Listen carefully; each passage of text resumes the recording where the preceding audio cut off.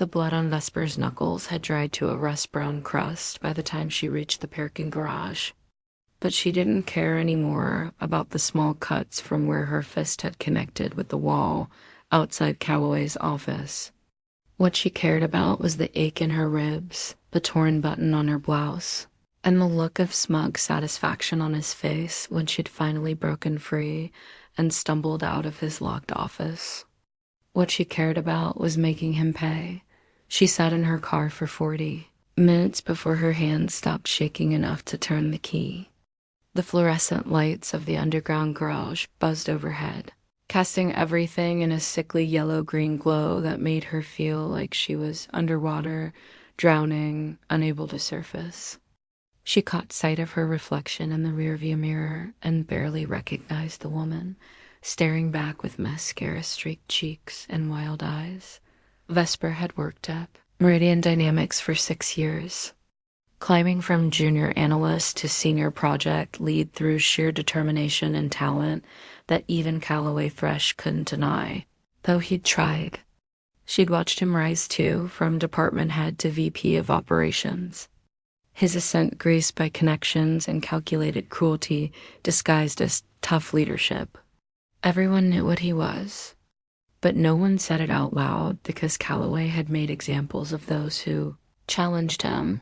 The incident had started innocuously enough. A 4 p.m. meeting to discuss the Nakamura account that Vesper had been managing for 8 months. She'd arrived at his office with her tablet full of projections and strategy documents, ready to defend her approach against whatever criticism he'd dreamed up. But when she entered, he'd locked the door behind her with a casual flick of his wrist that she'd initially dismissed as absent-minded. "You've been making quite a name for yourself, Vesper," he'd said, perching on the edge of his mahogany desk while she remained standing, professional, alert. His tie was loosened, top button undone, and there was something in his eyes that made her skin crawl. "The board members have been asking about you specifically." She'd felt a flicker of pride despite herself, despite knowing that Calloway never delivered compliments without an agenda. "I'm glad the work is being recognized," she'd replied carefully, keeping the desk between them. "The Nakamura presentation is ready for Thursday's meeting if you'd like to review." He'd moved faster than she expected, circling the desk with the predatory grace of someone who'd done this before, who knew the angles and vectors of intimidation. His hand had landed on her shoulder, heavy and possessive, fingers digging into the muscle there with enough pressure to hurt. "You know what I think, Vesper? I think you've forgotten who made your career possible." The next 5 minutes had unfolded in a blur of adrenaline and horror as Calloway's other hand found her waist, as he'd pulled her against him with shocking strength while she'd tried to push away. His breath had been hot against her neck, reeking of coffee and mint, and he'd murmured things that made her stomach turn while she'd struggled. When she'd finally broken free by driving her elbow into his ribs, he'd laughed, actually laughed, and told her that if she made a fuss, he'd make sure everyone knew she'd been trying to sleep her way to the executive floor. Now, sitting in her car, Vesper pulled out her phone with trembling fingers and opened the voice memo app. She needed to document everything while it was fresh, every detail, every word. But as she began to speak, her voice cracking and raw, she knew the truth that had been crystallizing in her mind since she'd fled his office. Documentation wouldn't be enough. Meridian Dynamics had an HR department, certainly headed by Lysandra Venn, a woman who'd built her career on protecting the company's interests rather than its employees. Vesper had seen it happen before, 3 years ago, when Kira from accounting had reported their former CFO for similar behavior. The CFO had received a quiet settlement and moved to a position at a sister company, while Kira had been transferred to a basement office and quit within 6 months. The system wasn't designed to help women like her. It was designed to contain them, to smooth over their complaints with just enough acknowledgement to avoid lawsuits, while preserving the power structures that men like Calloway had built. Going to HR would mean weeks of humiliating interviews, depositions, watching Calloway's lawyers paint her as vindictive or unstable, and ultimately watching him walk away with a golden parachute while her career imploded. Vesper started the car and drove home through rain-slicked streets, her mind already working through possibilities and probabilities. She'd built a reputation on strategic thinking, on seeing 3 moves ahead, on anticipating her opponent's actions and countering them. Now she'd apply those same skills to a different kind of project, one that mattered more than any corporate account ever could. Her apartment was dark when she arrived, a 1-bedroom in a converted brownstone that she'd furnished with minimalist precision. She poured herself 2 fingers of scotch and sat at her kitchen table, opening her laptop. The cursor blinked at her from a blank document, waiting. She began to type, not a complaint or a police report, but something else entirely, a plan, the foundation of any successful revenge. Vesper knew from countless business negotiations was information. You needed to understand your target completely, their vulnerabilities, their dependencies, their secrets. Calloway had power at Meridian, but power was built on perception, and perception could be manipulated. She needed to find the cracks in his armor, the pressure points that would make him crumble. She started with what she knew. Calloway was married to Natasha Thresh, daughter of Conrad Ashford, who sat on Meridian's board of directors. The marriage was Calloway's ticket to the executive suite, his insurance policy against career setbacks.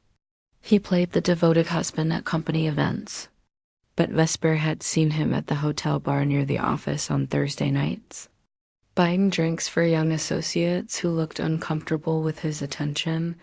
Digging deeper, Vesper accessed the company's shared drives, using her senior-level credentials to pull old project files and expense reports. She worked through the night, fueled by scotch and righteous fury, building a timeline of Calloway's career. There were patterns there, subtle but unmistakable women who'd left his teams abruptly, projects where his reported contributions didn't match the actual work product, expense claims that seemed excessive even by executive standards. By 3 a.m. She'd compiled a dossier that painted a disturbing picture, but it still wasn't enough. Evidence of general incompetence and moral bankruptcy wouldn't destroy Calloway. It would just make him another mediocre executive who'd failed upward. She needed something bigger, something that would unravel his entire position. She needed leverage that would turn his allies against him. The breakthrough came when she cross-referenced his travel expenses with company acquisitions over the past 3 years. There was a pattern. Calloway had made several trips to Singapore and Hong Kong in the months before Meridian announced its purchase of Technowave Industries, a smaller competitor. The trips weren't unusual for an executive, but the timing was suspicious, and some of the expenses seemed to have been deliberately obscured in the accounting. Vesper's analytical mind clicked into high gear. If Calloway had been involved in insider trading or had taken kickbacks during the acquisition, that would be criminal, not just unethical. That would be the kind of scandal that couldn't be swept under the rug with an NDA and a severance package. But proving it would require more than expense reports and travel dates. She needed an ally inside the company, someone with access to financial records and a reason to want Calloway gone. The obvious choice was Declan Rourke, the controller who'd been passed over for CFO when Calloway had maneuvered his own candidate into the position. Declan was methodical, bitter about the slight, and rumored to keep meticulous personal records of every financial irregularity he'd witnessed. The next morning, Vesper called in sick, her voice hoarse enough to sell the lie. She spent the day researching Declan, understanding his patterns and motivations. He was a widower, devoted to his work, driven by a rigid sense of propriety that Calloway had offended when he'd installed the less qualified but more pliable Marcus Song as CFO. Declan wanted to see proper procedures followed, wanted merit to matter again. She called Declan that evening from a burner phone she'd purchased, keeping her voice neutral and professional. "Mr. Rourke, we haven't met, but I'm someone who shares your concerns about certain irregularities in the company's financial practices. I think we should talk." There was a long pause, and she could hear him breathing, calculating. "Who is this?" "Someone who believes that Callaway Thresh has been playing fast and loose with more than just expense accounts," Vesper replied. "Someone who has evidence that might interest you, if you have evidence that might interest me." Another pause, longer this time. "I'm listening," Declan finally said. They met at a coffee shop in Cambridge, far from Meridian's downtown offices 2 days later. Declan was exactly as she'd imagined. 50s, gray-haired, wearing a suit even on Saturday, his eyes sharp behind wire-rimmed glasses. He studied her carefully as she sat down across from him, trying to place her. "You work at Meridian?" he said. It wasn't a question. "I do," Vesper confirmed, sliding a folder across the table. "And I've found some interesting patterns in Callaway Thresh's activities that I think deserve closer scrutiny." She watched him open the folder, saw his eyebrows rise as he scanned her documentation. "This is preliminary, but it suggests possible insider trading related to the Technowave acquisition." Declan's fingers tightened on the papers. "I've had my suspicions about that deal for over a year," he admitted quietly. "The numbers never quite added up, and there were certain transactions that seemed designed to obscure rather than illuminate. But I couldn't prove anything without access to Thresh's personal communications. What if we could get that access?" Vesper asked. "What if we could build an airtight case that the board and the SEC couldn't ignore?" Declan looked at her directly then, his gaze penetrating. "What's your stake in this? Why risk your career to go after him?" Vesper met his eyes without flinching. "Because he's a predator who's gotten away with too much for too long, and someone needs to stop him." She didn't elaborate, didn't share what had happened in Callaway's office, but something in her voice must have conveyed the depth of her conviction, because Declan nodded slowly. Over the next 3 weeks, Vesper and Declan built their case with painstaking care.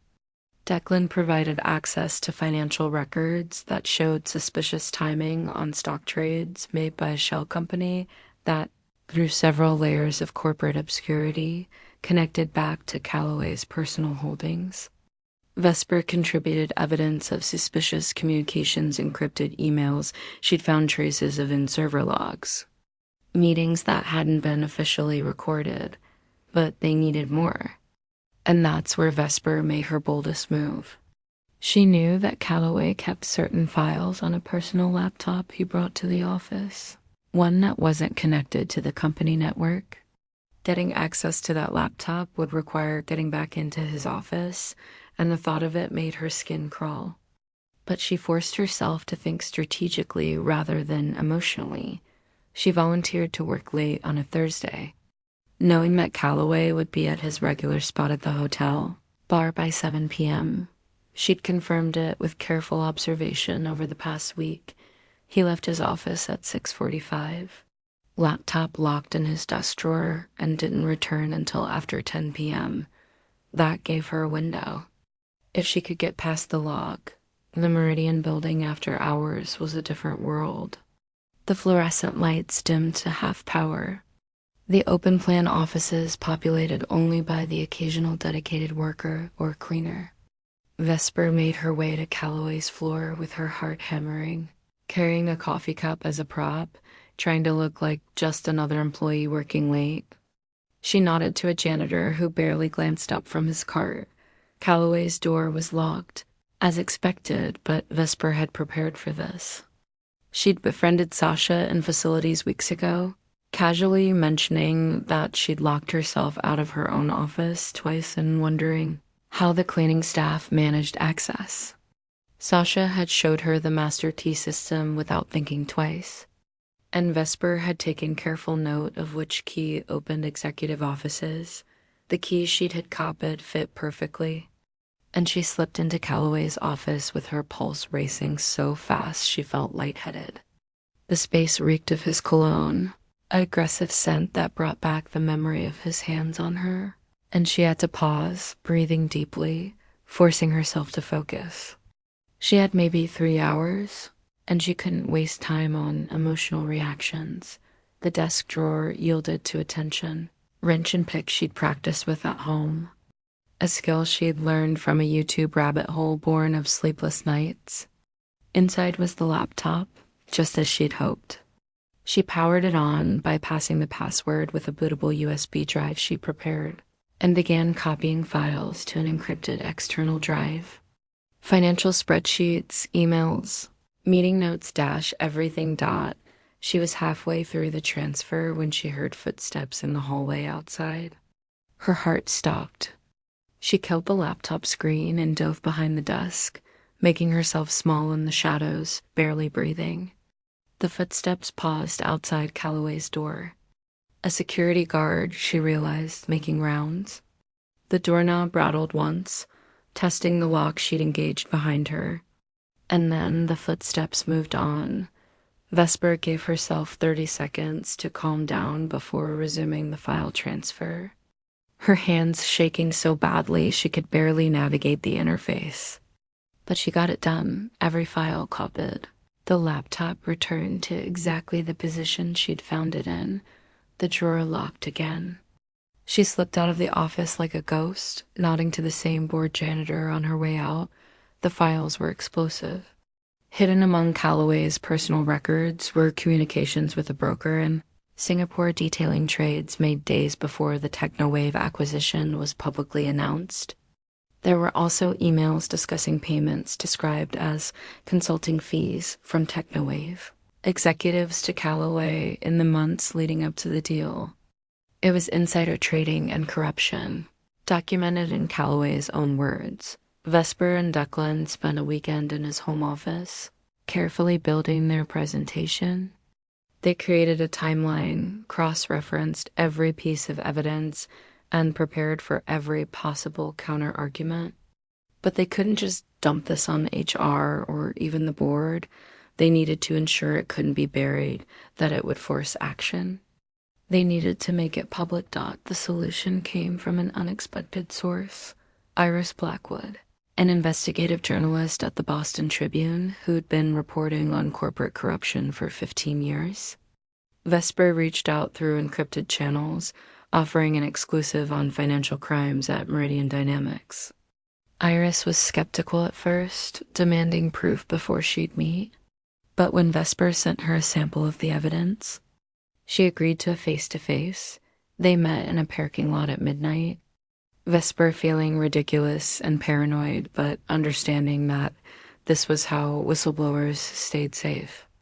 Iris was younger than expected, maybe 40, with sharp eyes that seemed to catalog every detail. "If this is as good as you say, Meridian stock is going to crater," she said bluntly. "You understand that? People will lose jobs.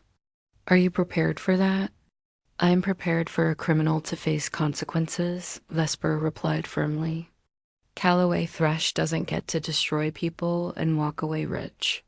She handed over a USB drive with copies of everything they'd compiled. "This is yours, but I need 2 things. First, you protect your sources. Second, you move fast before Calloway gets wind of this and destroys evidence." Iris nodded slowly, pocketing the drive. "I'll need a week to verify everything and get legal to sign off. Can you hold tight that long?" Vesper agreed, and they parted ways. 2 women who'd never met before, united by a common conviction that some wrongs demanded public reckoning. The week that followed was torture. Vesper returned to work, forcing herself to sit through meetings, to smile and nod as if nothing had changed. She avoided Calloway when possible, but twice she passed him in the hallway and had to endure his smug smile, his casual "good morning, Vesper" that carried an undertone of threat. She fantasized about spitting in his face, but instead smiled back blandly and kept walking. On Thursday afternoon, Calloway called her into his office again, and her blood ran cold. But when she arrived, leaving the door open this time, making sure others could see, he simply wanted to discuss her transition off the Nakamura account. "We're moving you to a smaller portfolio," he said, his tone making it clear this was punishment for her previous resistance. "I think you need time to reflect on team dynamics and professional behavior." Vesper accepted the demotion without protest, knowing that in 3 days none of this would matter. She even thanked him for the feedback, watching his surprise and satisfaction at her apparent submission. Let him think he'd broken her spirit. Let him enjoy his victory while it lasted. The Boston Tribune published Iris Blackwood's story on Sunday morning. Time to hit when the markets were closed, but early enough to dominate the news cycle. The headline was devastating. Meridian Dynamics VP allegedly profited from insider trading and corruption. The article laid out everything in meticulous detail: the suspicious trades, the payments, the timeline that made coincidence impossible. By Sunday afternoon, the story had been picked up by the Wall Street Journal, Bloomberg, and CNBC. By evening, there were calls for a CSEC investigation, and Meridian's board had released a terse statement promising a full internal review. Calloway's name was trending on Twitter, and not in a good way. Vesper watched it all unfold from her apartment, drinking champagne alone, feeling a savage satisfaction that was almost frightening in its intensity. Monday morning brought chaos to Meridian. Federal investigators arrived before 9 a.m., seizing computers and files. Calloway was escorted from the building by security, his face ashen, while employees watched through conference room windows. The board called an emergency meeting. Marcus Song, the CFO Calloway had installed, resigned by noon. Lysandra Venn from HR looked like she might have a stroke. Vesper sat at her desk in the smaller office Calloway had relegated her to, pretending to work while actually monitoring news feeds. By 2 p.m., more details emerged. The SEC was formally investigating, and prosecutors were reviewing the evidence for potential criminal charges. Calloway's wife, Natasha, had reportedly left their home with suitcases, heading to her father's estate. His protective marriage was crumbling. The calls started coming. Tuesday, reporters wanted to know who had leaked the information. Whether Vesper had worked with the whistleblower, what she knew about Calloway's activities. She refused all interviews, maintaining a careful silence. Declan did the same. They'd agreed to let the evidence speak for itself and to keep their involvement hidden as long as possible. But Calloway knew, or at least suspected. He called Vesper's cell phone Wednesday night, his voice tight with barely controlled rage. "I know it was you," he hissed. "I don't know how you did it, but I know. You've destroyed me, destroyed my family. Over what? Because I didn't promote you fast enough?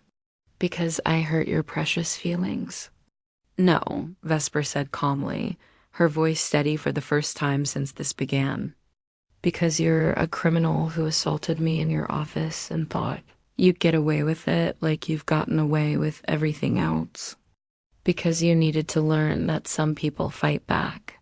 She ended the call before he could respond, then blocked his number. The formal charges came Friday.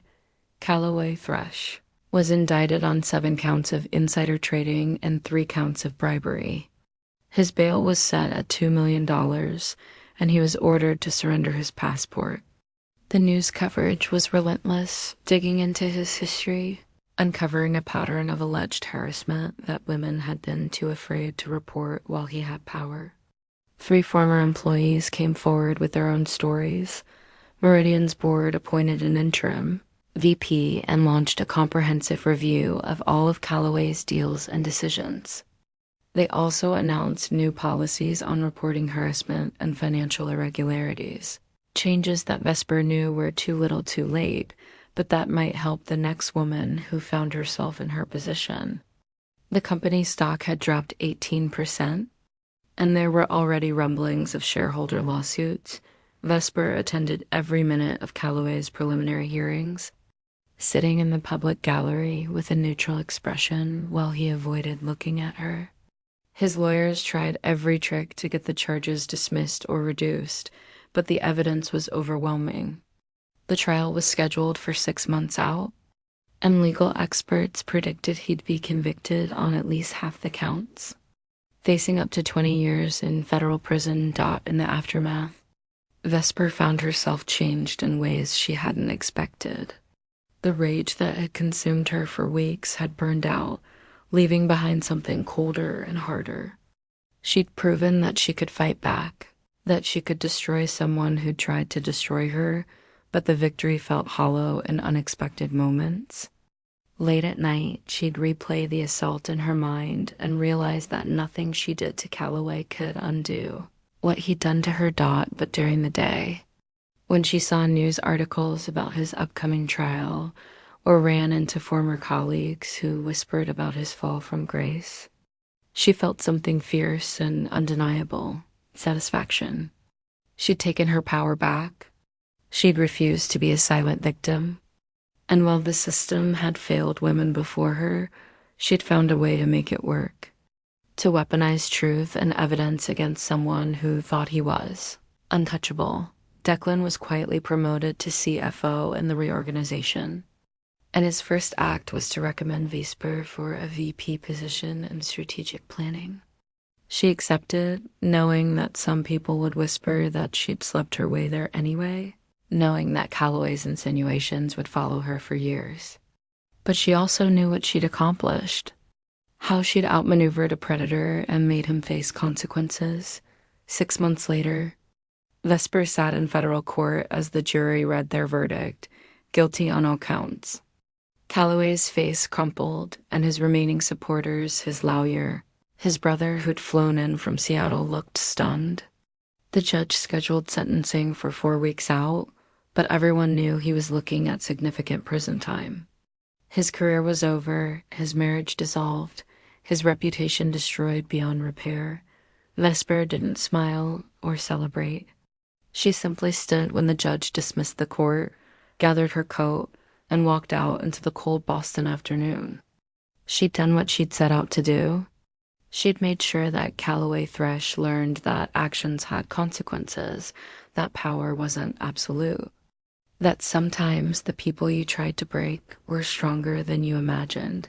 She never spoke publicly about her role in his downfall. The reporters eventually stopped calling, the speculation died down, and Meridian moved forward with new leadership and new policies. But Vesper knew, and Declan knew, and Calloway knew. That was enough. She'd turned her trauma into action, her violation into vengeance. And while it hadn't healed everything, it had proven something important. She wasn't powerless. And she never would be again. Years later, when junior employees asked her for career advice, Vesper would tell them to document everything, to build networks of allies, to never assume the system would protect them. She'd tell them that justice wasn't guaranteed, but sometimes, if you were smart enough and brave enough and angry enough, you could take it for yourself. And when they asked if it was worth it, if revenge had satisfied whatever need had driven her, she'd pause and consider. It wasn't about satisfaction, she'd finally say. It was about refusing to be erased, refusing to let him win. Some people think revenge is beneath them, that you should take the high road and forgive. But sometimes the high road is making sure dangerous people face consequences. Sometimes revenge is just another word for accountability. And she'd leave it at that, letting them decide for themselves what they'd do when tested. Calloway Thresh served 8 years in federal prison before being released on parole. He emerged broken, divorced, unemployable in the corporate world he'd once dominated. He took a job at his brother's small consulting firm in Seattle, far from Boston, far from anyone who remembered his glory days. Sometimes he'd see Vesper's name in business publications, reading about her successes as she climbed higher in her field. And he'd remember Vesper thought of him sometimes too, usually when she was advocating for younger women in the industry or mentoring someone who'd faced similar challenges. She'd remember the woman she'd been before that afternoon in his office, more naive, more trusting, more willing to believe that merit alone would protect her. And she'd remember the woman she'd become after, harder, yes, but also more formidable, more strategic, more aware of how power really worked. The scars from that assault never fully faded. There were still moments when a man's hand on her shoulder would trigger a spike of panic, when a locked door would make her heart race, when she'd wake at 3 a.m. from nightmares where she couldn't escape. But she'd learned to live with those scars, to integrate them into her understanding of herself. They were proof that she'd survived, that she'd fought back, that she'd won. On the 5th anniversary of Calloway's sentencing, Iris Blackwood contacted Vesper about writing a book on corporate whistleblowers and the women who'd brought down powerful men through careful investigation and documentation. Vesper declined to be interviewed, maintaining the privacy she'd guarded for years, but she sent Iris a message: tell their stories. Make sure people know that victims can become agents of justice, and remind everyone that predators only get away with it until someone decides to stop them. Vesper had learned that revenge wasn't a simple thing. It wasn't the clean catharsis promised in movies where the hero defeats the villain and everything is better. It was messy and complicated, requiring sacrifices and leaving its own scars. But it was also powerful, transformative, a way of reclaiming agency when everything else had been taken from you. It was choosing to fight when fighting seemed impossible, choosing to risk everything rather than accept being a victim. In the end, what Vesper had achieved went beyond personal vendetta. By exposing Calloway's crimes, she'd protected future women from his predation, cleaned up corruption at Meridian, and sent a message to other men who thought their positions made them untouchable. Her revenge had rippled outward, creating consequences far beyond her own satisfaction. That, she thought, was the best kind of revenge, the kind that changed systems, not just individuals. She kept working, kept climbing, kept mentoring others who faced similar challenges. And every time someone asked her how she'd succeeded in such a male-dominated field, she'd smile slightly and say, by refusing to be anyone's victim, by documenting everything, and by understanding that sometimes the best way to move forward is to make sure the people who wronged you can't hurt anyone else. It wasn't the whole truth, but it was true enough. Calloway's name became a cautionary tale in business schools and HR seminars, an example of how hubris and criminality would eventually catch up with you. Few people remembered that his downfall had started with one woman's refusal to stay silent, one woman's decision that justice mattered more than career safety. But Vesper remembered, and in her quiet moments, that was all that mattered. She turned her worst day into the catalyst for his destruction, and while it hadn't erased what he'd done, it had proven something essential.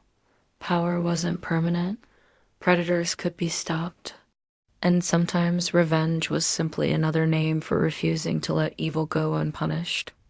That knowledge sustained her through the hard days and gave meaning to the ones that came after, and when she finally retired decades later, having built a legacy as a champion for workplace reform and corporate accountability, people would ask what drove her passion for these causes.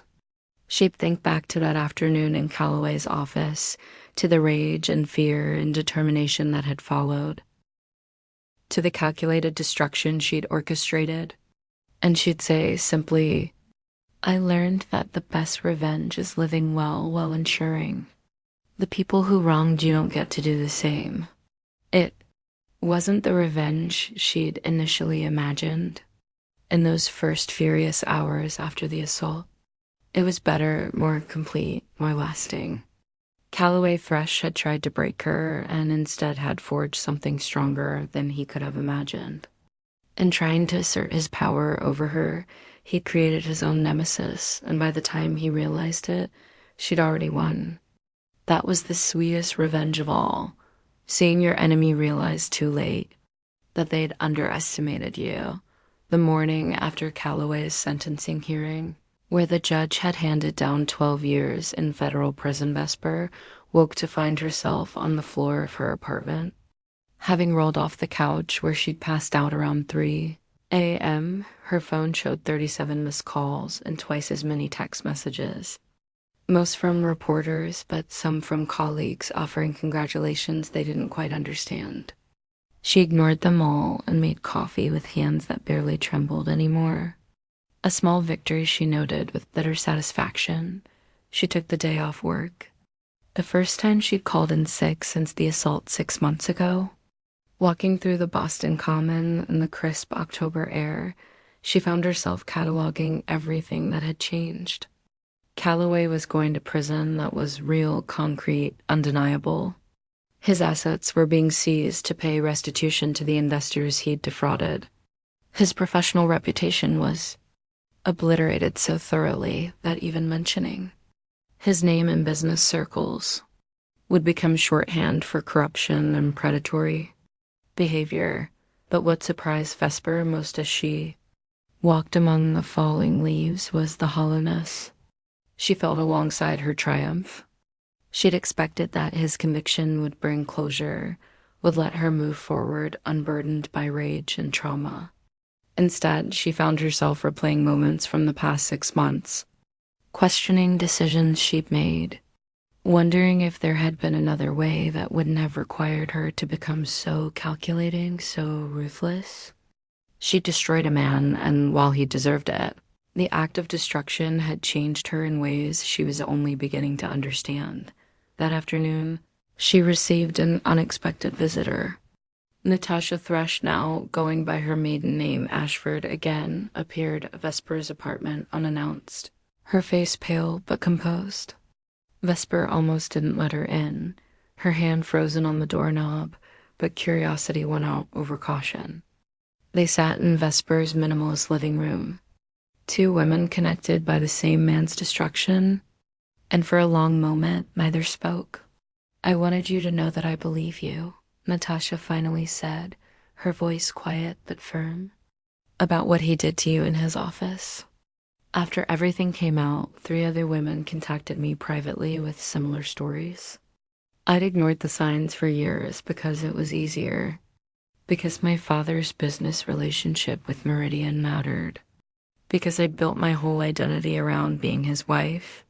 Vesper studied her carefully, looking for resentment or blame, but found only exhaustion and something that might have been relief.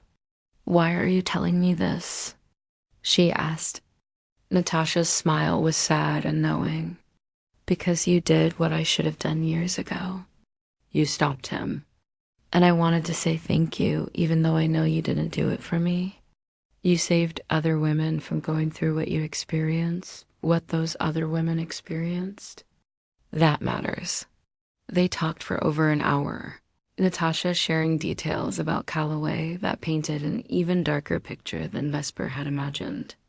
The emotional manipulation, the financial control, the way he'd isolated Natasha from friends who might have helped her see clearly. By the time Natasha left, Vesper understood that Calloway's abuse had been systematic and far-reaching, and that his downfall had freed more than just his direct victims. Sometimes revenge created liberation in unexpected places. The weeks following the sentencing brought a strange kind of normalcy back to Vesper's life. She threw herself into her new VP role, rebuilding the strategic planning department that had languished under Calloway's predecessor. She hired 2 brilliant analysts fresh out of MIT and a seasoned project manager who'd left Meridian years ago but was willing to return under new leadership. Slowly, methodically, she built something that mattered, channeling the same intensity she'd used for revenge into creation, but the nightmares continued. She'd wake gasping in the dark, feeling phantom hands on her shoulders, smelling coffee and mint, hearing Calloway's laugh. Her therapist, a sharp-eyed woman named Dr. Helena Cross, whom Vesper had started seeing after the assault, helped her understand that trauma didn't disappear just because justice had been served. Revenge could provide satisfaction and safety, but it couldn't erase what had been done. Healing was a separate journey, one that would take years rather than months. 3 months after the sentencing, Vesper received an email from an address she didn't recognize. The subject line read simply, "Thank you." Inside was a message from a woman named Cynthia who'd worked under Calloway 5 years earlier and had left Meridian after he'd assaulted her during a business trip to Chicago. She'd seen the news coverage, had read about Vesper's role in his downfall, and wanted Vesper to know that she'd filed a civil suit against Calloway's estate for damages.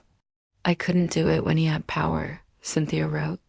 "I was too afraid, too convinced that no one would believe me. But you proved that predators can be stopped, that evidence and courage can overcome institutional protection. Because of you, I found the strength to come forward. Because of you, I'm finally getting justice." Vesper read the email 3 times, feeling something crack open in her chest, not the cold satisfaction she'd felt at Calloway's conviction, but something warmer and more painful. Her revenge had created space for others to seek their own justice. Over the following months, 2 more women came forward with civil suits.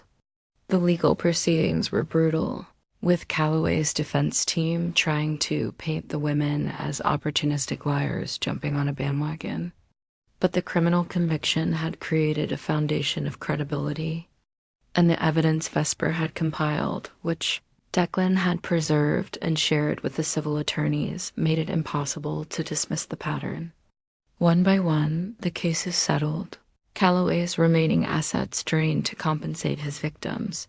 Vesper attended none of the civil proceedings, maintaining the distance she'd established after the criminal trial.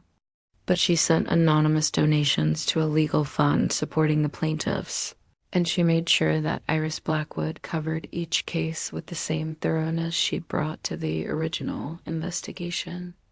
The story continued to ripple outward, each wave carrying the message that workplace predators could face consequences, that systems could be forced to change. At Meridian, the cultural shift was palpable. The board, chastened by the scandal and facing multiple shareholder lawsuits, had implemented sweeping changes to harassment reporting procedures and financial oversight. They'd brought in an outside consulting firm to conduct a comprehensive audit of workplace culture, and the results had been damning enough to trigger more terminations and restructuring. Lysandra Venn had been quietly pushed out, replaced by a VP of Human Resources. With a background in restorative justice and organizational reform, Vesper found herself at the center of these changes, not as a figurehead or symbol, but as a strategist who understood power dynamics and institutional inertia. She worked with the new HR leadership to design training programs that didn't just lecture about harassment, but taught people to recognize and interrupt problematic behavior. She advocated for transparent reporting metrics and mandatory third-party investigations of executive misconduct. She pushed for material consequences, not just termination, but industry blacklisting for confirmed predators. Not everyone appreciated her efforts. Some executives, particularly older men who'd benefited from the old system, complained that she was creating a hostile environment where they had to walk on eggshells. A few tried to undermine her initiatives through bureaucratic resistance and whisper campaigns. But Vesper had learned how to fight institutional battles. And she had allies, now Declan, the new CEO who had been appointed after the scandal, and a growing coalition of younger employees who'd seen what unchecked power could do. A year after Calloway's conviction, Vesper was invited to speak at a conference on corporate governance and workplace safety. She almost declined, uncomfortable with public attention, but Dr. Cross encouraged her to consider it as part of her own healing process. "You've been carrying this alone," the therapist said. "Maybe it's time to share the burden and let other people learn from what you've been through." The speech was the hardest thing Vesper had ever written, harder even than testifying at Calloway's trial. She stood at the podium in front of 300 corporate executives and HR professionals and told them, without naming herself as the victim, about a woman who'd been assaulted by her boss and had chosen to fight back strategically rather than through official channels. She explained why, detailing the systemic failures that made traditional reporting mechanisms ineffective for many victims.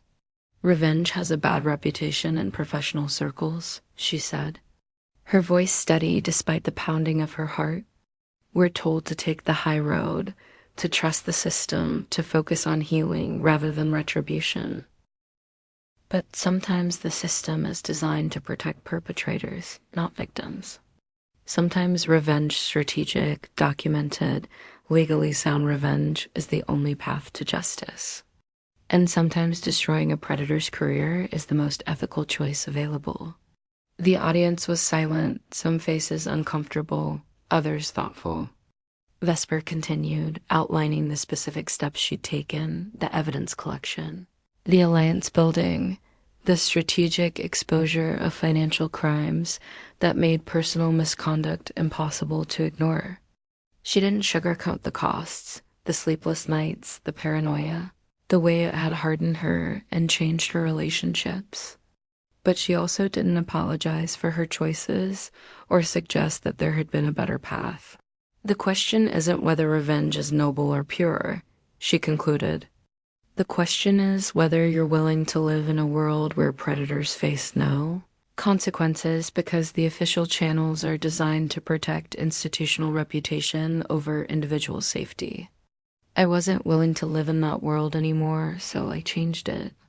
Not through official procedures or hopeful appeals to authority, but through strategic destruction of a dangerous person's power. And I'd do it again. The standing ovation surprised her, as did the line of people waiting to speak with her afterward. Many were HR professionals who admitted their own systems were inadequate. Others were executives who'd never considered how their policies might be failing victims. And several were women who shared their own stories of workplace harassment and asked Vesper how they might document and build cases against their abusers. She gave them what advice she could, always emphasizing caution and legal protection, but never suggesting they should trust systems that had proven untrustworthy. That evening, back in her hotel room, Vesper received a call from an unfamiliar number. She answered cautiously, half expecting a reporter or a critic. Instead, she heard a voice she hadn't heard in 18 months, Calloway Thresh, calling from federal prison.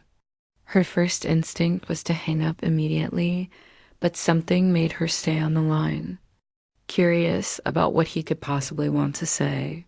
"I know you're not going to forgive me," Calloway said, his voice stripped of the arrogant confidence she remembered. "I'm not calling to ask for that. I'm calling because my lawyer told me about the civil suits, about the other women who've come forward. I'm calling because I need you to understand something. I didn't think I was a monster. I thought I was just taking what was owed to me, what successful men were entitled to.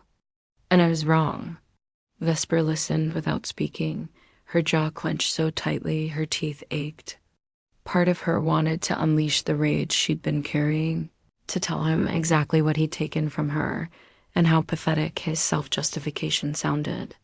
But another part recognized this for what it was, not an apology or an attempt at redemption, but the final unraveling of a man who'd built his identity on dominance and discovered it was hollow. "You think understanding your own monstrosity makes you less of one?" Vesper finally asked, her voice cold. "You think acknowledging you were wrong somehow balances the scales? You assaulted me, Calloway. You terrorized other women. You stole from investors and corrupted your company. And now, sitting in a cage you earned, you want me to witness your moment of self-awareness as if it matters." There was silence on the other end of the line, broken only by the distant sounds of the prison voices echoing in corridors, the clang of metal doors, the institutional noise of incarceration. "You're right," Calloway said finally, and there was something broken in his voice that Vesper had never heard before. It doesn't matter. Nothing I say or do will change what I did. But I needed to hear it from you. Needed to hear how completely I destroyed myself by underestimating you. Don't make this about your destruction, Vesper snapped. Make it about the women you hurt. Make it about using whatever time you have left to ensure other men don't follow your path. Write articles about toxic masculinity in corporate culture. Fund organizations that support assault survivors. Do something that isn't about your own narrative of fall and redemption. She paused, feeling the weight of everything unsaid between them. Or don't. I stopped caring what you do the moment the judge read your sentence. She hung up before he could respond, her hands shaking with adrenaline. The conversation had reopened wounds she'd thought were scabbing over. But it had also clarified something important. Calloway's suffering didn't undo her pain. And his remorse, if genuine, didn't obligate her to forgive. Revenge had given her justice and safety, but closure was something she'd have to build for herself, independent of his fate. The years that followed brought unexpected developments. Vesper's conference speech went viral after someone posted it online, and she found herself becoming an inadvertent spokesperson for a movement of women who refused to accept institutional failures as immutable. Speaking invitations multiplied, and while she declined most of them, she accepted enough to spread her message, document everything, build alliances, don't trust systems that haven't earned your trust. And sometimes the most ethical choice is strategic destruction of those who abuse power. She published an article in the Harvard Business Review titled When Official Channels Fail, Alternative Justice in Workplace. Harassment cases. It was controversial, criticized by some HR professionals as encouraging vigilantism, while praised by others as a necessary acknowledgement of systemic failures. The comment section became a battleground where people debated whether Vesper was a hero or a warning about the dangers of taking justice into your own hands. Vesper stayed out of the online debates, but she read them all, understanding that her choices had sparked something larger than her personal revenge. Women across industries were using her strategy as a template, building cases against their harassers by documenting financial improprieties, regulatory violations, and patterns of misconduct that institutions couldn't ignore. Some succeeded. Others were crushed by better-resourced opponents. But the very fact that they were fighting back, that they refused to accept victimhood as their only role, signaled a cultural shift. 2 years after Calloway's conviction, Vesper received notification that he was filing an appeal based on technical irregularities in the investigation. Her first response was panic, the thought of him escaping consequences, of having to watch him walk free, made her physically ill. But Declan, ever methodical, reviewed the appeal and assured her it was desperate and meritless. He's grasping at straws, Declan said over coffee in his corner office. The evidence is overwhelming, and appellate courts don't overturn jury verdicts without substantial cause. He's going to lose, and when he does, it'll be final. Declan was right. The appeal was denied in a terse ruling that found no reversible error in the original trial. Calloway's sentence stood, and with the appeal exhausted, any hope he might have harbored of early release evaporated. He would serve at least 8 years before becoming eligible for parole, and given the severity of his crimes and the ongoing civil suits, parole seemed unlikely. He was, for all practical purposes, finished. Meanwhile, Vesper's career continued its upward trajectory. She was promoted to senior vice president, then offered a position on Meridian's board of directors, the youngest person and only the third woman to serve in that capacity. She accepted with the explicit understanding that she'd use the position to continue pushing for cultural reform. Some board members were uncomfortable with her directness and her unwillingness to prioritize optics over substance, but they couldn't deny her results. Under her strategic guidance, Meridian's reputation had recovered and even improved, becoming known as a company that took workplace safety seriously, but success came with its own complications. Vesper found herself in rooms with powerful men who reminded her of Calloway, the casual entitlement, the assumption that their comfort mattered more than others' safety, the resistance to accountability. She learned to navigate these interactions with a combination of strategic patience and calculated assertiveness, understanding that changing institutional culture required both confrontation and compromise. Sometimes she won battles, sometimes she lost, but she never stopped fighting. Her personal life remained complicated. She dated occasionally in the years since the assault, but intimacy was difficult when trust had been so thoroughly violated. She'd had a brief relationship with a software engineer named Malcolm, who'd been patient with her trauma responses. But ultimately, the relationship had foundered on her inability to fully let her guard down. Dr. Cross helped her understand that this might always be a consequence of what Calloway had done, not that she couldn't love or be loved, but that the shape of her relationships would forever be influenced by the knowledge that people could hurt you in ways that left scars no one else could see. 3 years after Calloway's conviction, Vesper was contacted by a documentary filmmaker named Rowan Castaga, who wanted to make a film about corporate whistleblowers and workplace justice. Rowan had been following Vesper's story and wanted to center the documentary around her experience, arguing that it illustrated both the power and the cost of individual resistance to institutional corruption. Vesper was skeptical. She'd guarded her privacy fiercely, never publicly confirming her role in Calloway's downfall.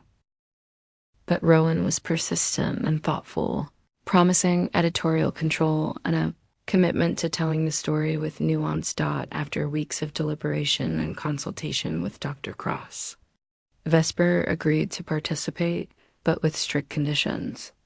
She'd be interviewed, but her identity would be concealed through voice alteration and silhouetting. The focus would be on the strategic elements of her revenge rather than the sensational details.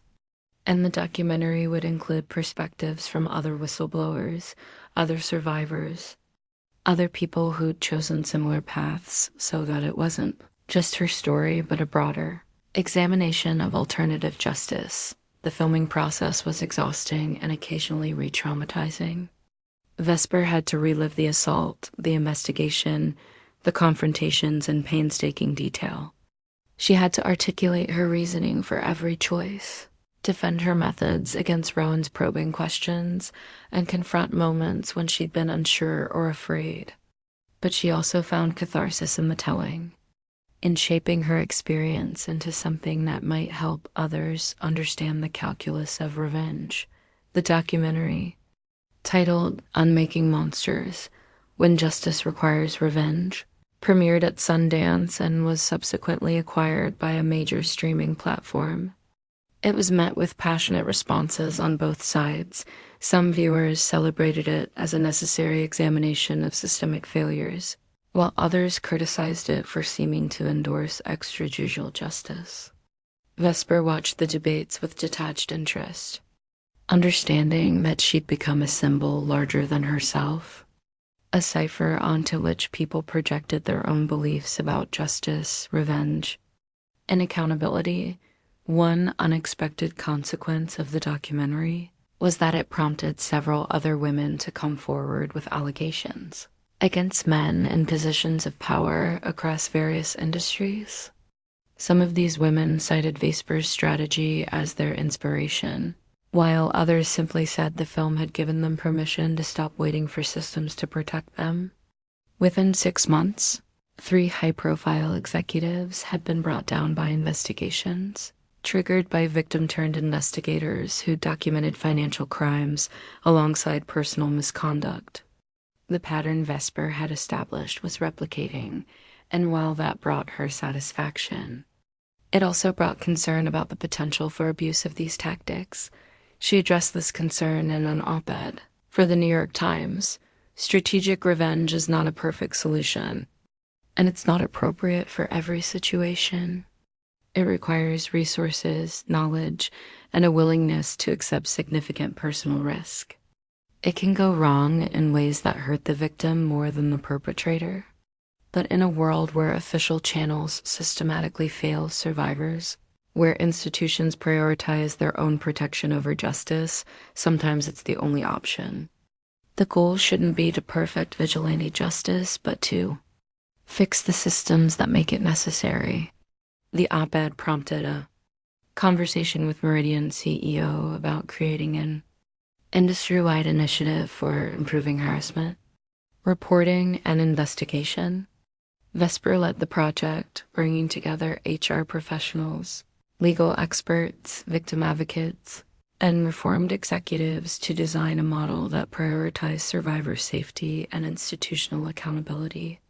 The resulting framework wasn't perfect, no system ever is, but it represented genuine progress, incorporating lessons from both successful and failed reporting mechanisms. 4 years after Calloway's conviction, as Vesper was preparing for a board meeting, she received an email from Cynthia, the woman who'd been assaulted by Calloway years before Vesper and had filed one of the civil suits. Cynthia had won her case and received a substantial settlement, but more importantly, she'd used the validation of that legal victory to pursue therapy and rebuild her career. She was now working as a victim's advocate, helping other women navigate the legal system and providing support through their own justice journeys. "I wanted to thank you again," Cynthia wrote. "But more than that, I wanted to let you know that I'm using what you taught me, that strategic thinking and careful documentation can be powerful tools for survivors. I'm teaching workshops on building cases against abusers, on understanding legal systems, on recognizing when official channels will work, and when alternative approaches are necessary. You didn't just get justice for yourself. You created a blueprint that's helping hundreds of women. That's a legacy worth having." Vesper read the email 3 times, feeling something shift in her chest. She'd spent 4 years focused on the immediate aftermath of her revenge, the trials, the civil suits, the cultural conversations, the policy changes. But she hadn't fully grasped the longer-term ripple effects, the way her choices had created possibilities for others. Her revenge had been personal, driven by rage and trauma, but it had metastasized into something larger, a challenge to the systems that enabled abuse and a demonstration that individual action could force institutional change. That evening, Vesper sat in her apartment with a glass of wine and thought about the woman she'd been before Calloway assaulted her. That woman had believed in meritocracy, had trusted that doing excellent work would be enough protection, had assumed that official procedures existed to help people like her. That woman was gone, replaced by someone harder and more cynical, but also more effective and more aware.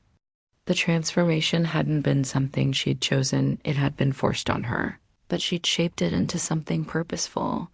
5 years after Calloway's conviction, Vesper attended a parole hearing where he made his case for early release. She debated whether to attend, whether giving him the power to see her again would undo some of the healing she'd achieved. But ultimately, she decided she wanted to look him in the eye one more time, wanted him to see exactly who had destroyed him. She sat in the hearing room with perfect posture and a neutral expression while Calloway, now graying and diminished, made his plea. He'd completed every rehabilitation program available. He'd expressed remorse countless times. He'd cooperated with investigations into other potential victims. His lawyer argued that he'd paid his debt to society and deserved a second chance. But when the parole board asked if anyone wanted to make a statement, Vesper stood and approached the microphone. Calloway Fresh is a predator who terrorized multiple women and stole from countless investors, she said, her voice clear and unwavering. His crimes weren't isolated mistakes, but patterns of behavior spanning decades. He's expressed remorse only after being caught and convicted, and even that remorse seems focused on his own suffering rather than the harm he caused. He hasn't earned release, and granting it would send a message that powerful men can assault women and defraud investors, and with a few years and some therapy, return to society as if nothing happened. The parole board denied Calloway's request unanimously. As Vesper left the hearing room, she caught Calloway's eyes across the room. He looked at her with something that might have been resignation or understanding, the acknowledgement that she would never stop ensuring he faced consequences. She held his gaze for 3 seconds, letting him see her complete lack of sympathy, and then she walked out without looking back. That evening, she received a text from Declan, heard about the parole hearing. Well done.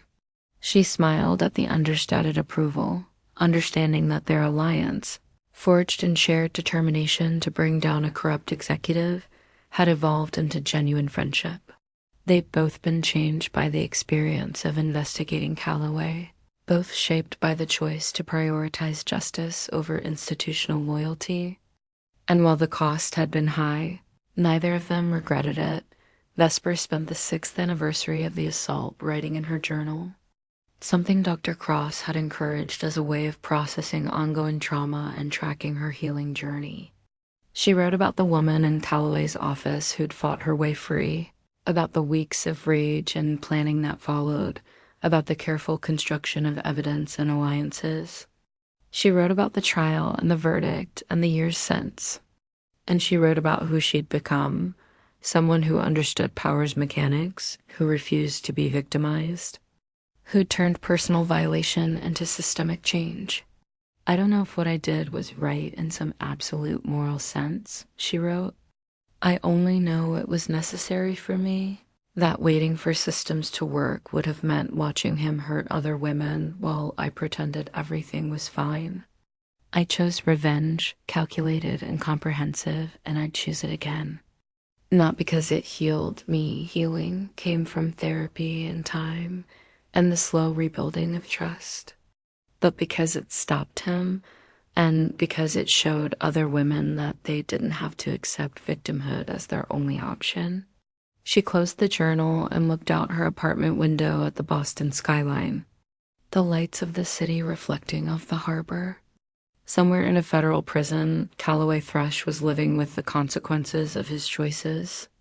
Somewhere across the country, women who'd heard her story were building their own cases against their abusers, documenting and planning and preparing to fight back. And here in her apartment, Vesper was learning to live with what she'd done and who she'd become, not at peace. Exactly, but no longer at war with herself. The revenge had been complete.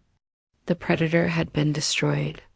And while the cost had been high measured in sleepless nights and compromised idealism and the permanent loss of innocence, Vesper had proven something essential. Power wasn't absolute. Monsters could be unmade. And sometimes the best revenge was living well while ensuring those who wronged you never hurt anyone again. That knowledge, hard-won and blood-bought, was something no one could take from her. It was the legacy of her choices, the inheritance of her rage. The final word in a story that had started with violation but ended with vindication. Years later, when Vesper was finally ready to retire from Meridian after a distinguished career, the company held a farewell dinner in her honor. Colleagues and board members gave speeches praising her strategic vision and her commitment to institutional reform. They talked about the policies she'd championed, the culture she'd helped reshape, the countless careers she'd mentored and elevated. But no one mentioned Calloway Thrush by name, though his ghost haunted every compliment about her dedication to workplace safety and accountability. During her own remarks, Vesper kept her tone light and professional, thanking people for their support and expressing pride in what they built together. But in her final sentences, she allowed herself a moment of candor that made several audience members shift uncomfortably in their seats. I came to Meridian believing that excellence would be enough, that if I worked hard and delivered results, I'd be protected and valued. I learned the hard way that systems don't protect people. Automatically, they have to be forced to protect people through constant vigilance and sometimes through uncomfortable confrontations with power. She paused, letting her words settle over the room. If there's one thing I hope my tenure here has demonstrated, it's that change is possible but never easy. It requires people willing to take risks, willing to challenge authority, willing to prioritize justice over convenience. Some of you know what I'm talking about. Some of you were there when this company had to confront its own failures and decide whether to defend them or fix them. We chose to fix them, and that choice made all the difference. The applause that followed was more muted than before, people recognizing that she was speaking about things usually left unspoken at corporate events. But Vesper didn't care about their comfort anymore. She'd spent too many years being strategic and diplomatic to end her career without speaking plainly about what she'd learned. Institutions were only as ethical as the people who refused to look away from injustice. And sometimes the most important work happened not in boardrooms, but in the dark hours when someone decided to fight back against forces that seemed overwhelming. After the dinner, Declan pulled her aside in the parking garage, the same garage where she'd sat in her car 6 years earlier, shaking and planning revenge. "You know the real story will come out eventually," he said quietly. "Someone will write the unauthorized biography or investigative piece that connects all the dots and reveals your role in Calloway's downfall. Are you prepared for that?" Vesper considered this, watching the fluorescent lights buzz overhead, just like they had that first night. "I think I am," she said finally. "I've spent years being afraid of exposure, afraid of judgment, afraid that people would condemn my choices or try to make me into a cautionary tale. But I'm tired of that fear. If the story comes out, it comes out. Let people judge me. I know what I did and why I did it, and I can live with that." She drove home through familiar streets, past landmarks that marked different phases of her journey from victim to victor. The courthouse where Calloway had been convicted, the coffee shop where she'd first met with Declan to plan their investigation, the office building where she'd given her first speech about strategic revenge. Each place held memories that were painful but also powerful, reminders of how far she'd traveled from that afternoon in Calloway's office in her apartment, a larger place now. With better light and a view of the harbor, Vesper poured herself a drink and stood at the window watching boats navigate the dark water. She thought about the younger women she'd mentored, the ones who'd come to her with their own stories of harassment and asked for advice. She'd told them all the same things: document everything, build alliances, understand your opponent's vulnerabilities, and never assume the system will protect you just because it should. Some had taken her advice and won their battles. Others had been crushed despite doing everything right, learning the hard lesson that sometimes the predators win anyway, because they have more resources or better connections or just dumb luck. Vesper carried those losses with her, understanding that her own success had been contingent on factors beyond just strategy timing. Calloway's particular vulnerabilities, the presence of allies like Declan and Iris who'd been willing to take risks. The next morning, Vesper woke without an alarm for the first time in decades. Retirement stretched ahead of her, full of possibilities she hadn't allowed herself to consider during the years of building cases and fighting institutional battles. She'd been defined by her opposition to Calloway and then by her role as a champion for workplace reform. Now she had the opportunity to discover who she was without those identities, to build a life shaped by choice rather than reaction, but she knew she'd never fully leave that work behind. The calls from young women seeking advice would continue, and she'd continue taking them. The invitations to speak about strategic resistance and alternative justice would keep coming. and she'd accept the ones that felt meaningful, because what she'd learned through her experience with Calloway wasn't just personal, it was a template, a methodology, a way of thinking about power and justice that needed to be shared.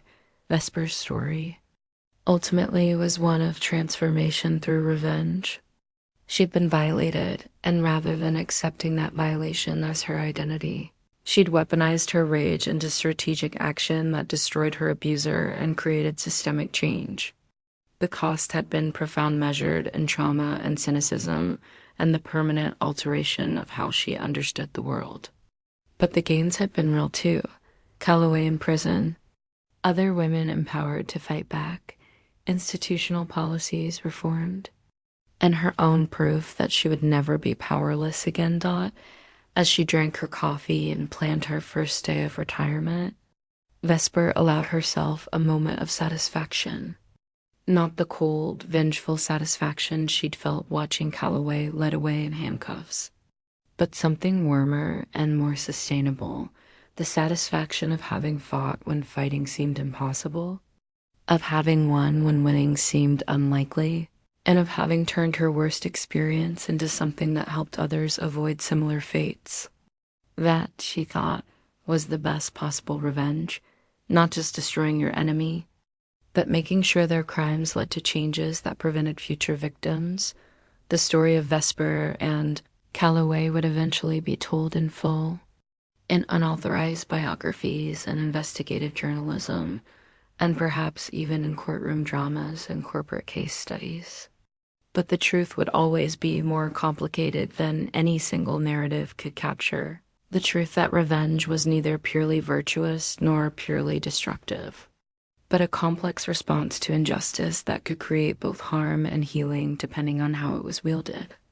Vesper had wielded it with surgical precision, and while she'd never claimed moral perfection, she'd achieved something undeniable: justice when the system offered none, safety when vulnerability seemed inevitable, and vindication when silence was expected. And in the end, that was enough.